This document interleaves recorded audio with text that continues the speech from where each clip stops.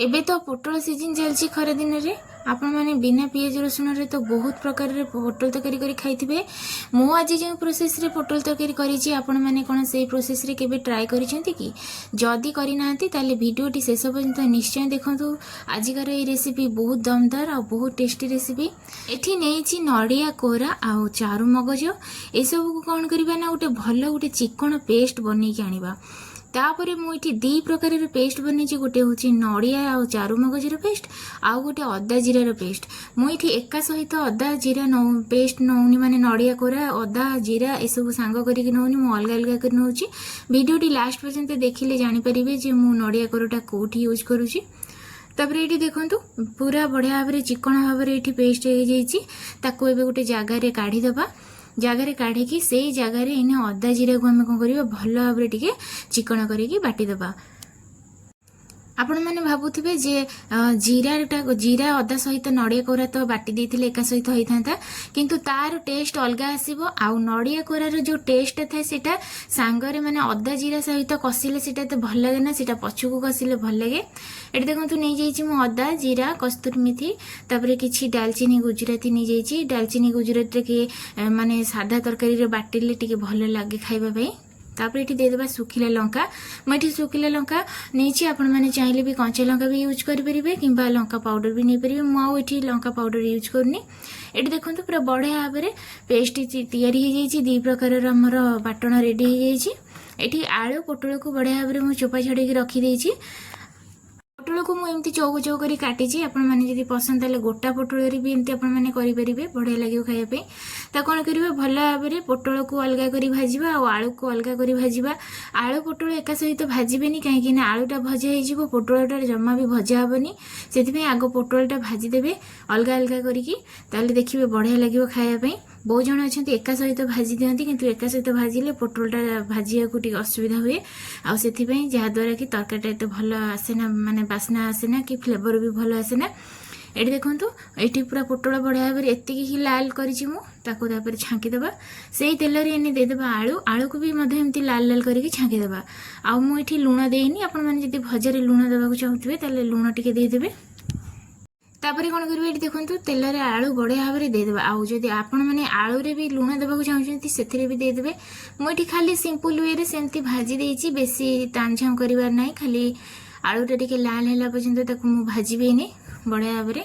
आउ ये कभर करी भाजीदेवे जहाँफल कि आलूटा टिके नरम हो भल सीझीज शीघ्र। ये देखो आलूटा भी भल भाव में होगलानी गोटे जगह को काढ़ीदबा। काढ़ी सारिकी से आउ किछि दबानी एने तापर मसला ऐड करवा।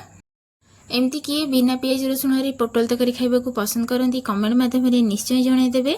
ता सहित जदि वीडियोटी भल लगुए ताले सांग मानक पाखक शेयर निश्चय करदे। ये पोटल आलू भजा पूरा रेडी हो जाइए। तापर ये से तेल रे देदेबा ये टिके चीनी आउ तेजपत्र देदेबा। देकी से मसलाटा को इने अदा जीरार जो मसला बनैकी रखी सेटा इने प्रथमे देदेबा। देकी ताकू कौन करबा से हलदी देदेबा तापर स्वाद अनुसार लुण आउ देदेबा काश्मीरी रेड चिली। एठी मु लंका पाउडर यूज करनी कहीं मु लंका बाटी देछि सेति आउ यूज करूनी। जदि आपण मानक पसंद कि राग खाइबा पसंद करती ताले लंका बाटिबा सहित पाउडर टिके ऐड करेंगे। तापर टिके झाल टिके अधिका माने राग टिके अधिका लागिबो। जो मैंने राग खाया पसंद करती से मैंने निश्चय लंका पाउडर देवे। तो ये देखो तो मसला को बढ़िया भाव में पूरा तेल छाड़ा पर्यंत लाल लाल कर बढ़िया भाव में कषिदेबा। आउ ये देखुं तो कलरटा केते पूरा मस्त कलर गोटे आसी। आउ ये मु टमाटो प्यूरी ऐड कर दूची जेहेतु टमाटर रंगटा एत लाल नाला से प्यूरीटा भी लाल देखा जाऊनी। ये देखो पूरा बढ़िया भाव में कषिबा। आउ टमाटो दे सारा माने प्यूरीटा देवा पर आपण माने टिके बेसी समय कषिबे लो टू मीडियम रे फ्लेम रे करके कषिबे कहीं टमाटो टिके कषिया लेट लगे आउ ता बास्ना भी जीवाई टिके बेसी समय लगी था से आपण मैंने टिके बढ़िया भाव में कषिबे जेपर्यंत मसलार तेल न छाड़ी।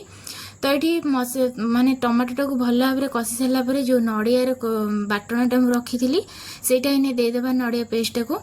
आउ ये से माने देदेबा देकी पानी देकी भल भाव में कषिबा आउ टिके लो फ्लेम करके कषिबा कहीं ये तो मसला आमर मेन मसला अदा जीरा बढ़िया भाव में कषा हो जाइए। आउ नड़ियाटा को ये बेसी आम कषिबा ना बेसी कषिले नड़ियार बास्नाटा पड़ेब जहाद्वारा कि आम खाइले जानीपारे जेटा अदा जीरा दिखाई कि नड़िया कोरारे। तो ये कौन है मुझे दे देती टिके स्वाद आने करी पाउडर ये आपण जो अच्छी ये निश्चय देवे करी पाउडर देवा द्वारा बढ़िया बास्ना प्रथम जब मुझे कि नड़िया पेस्ट कौन अलग कर बाटुची लास्ट को कहि देखो ये जी अदा जीरा सहित आम नड़िया को मैंने कषि था मसलें ताले नड़ियार बास्नाटा पूरा भी फिका पड़ जाता केवल अदा जीरार बास्नाटा आसी था जेहेतु आमर ये नड़ियार बास्नाटा आनबार अच्छी माने नड़िया फ्लेवरटा टिके दबार अच्छी से अदा जीरा को आम बहुत बढ़िया भाव में प्रथम कषिदेवा तापर नड़ियाटा को देले नड़ियार बास्नाटा बहुत समय रहिबो आ खाइबापई भी आम जापर जे हाँ यहाँ नड़िया तैयारी जदि आम ये खाली एमती अदा जीरा नड़िया सांग करी आम कषिदेवा ताले नड़ियार कौन बास्ना भी रहिबो नाही।